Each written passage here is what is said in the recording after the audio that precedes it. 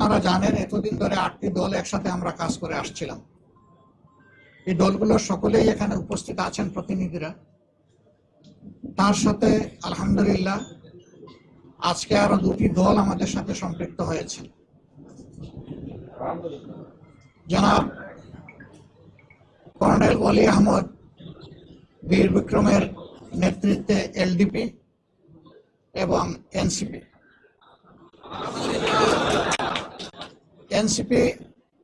একটু আগে আমাদের সাথে তাদের বৈঠকটা সমাপ্ত হয়েছে। তারা এই বৈঠকে আসার সময় এবং সুযোগটা পাননি। তাছাড়াও দলীয় পরিসরে তারা একটা মিটিং করে আজকে রাত্রেই আমাদেরকে তারা জানিয়েছেন যে তাদের এখানে সম্পৃক্ততার ব্যাপারটা তারা আপনাদেরকে পরিষ্কার জানিয়ে দেবেন ইনশাআল্লাহ।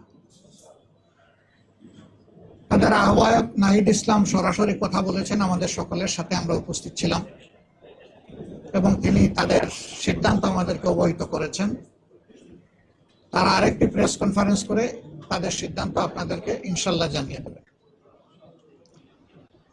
আমরা কিসের ভিত্তিতে একত্রিত হয়েছে, আমাদের লক্ষ্যের কথা আমরা বলেছি।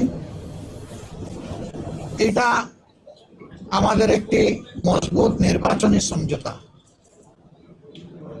সারা বাংলাদেশের 300 আসনে আমরা বসে নিজেদের মধ্যে আলাপ আলোচনার মধ্য দিয়ে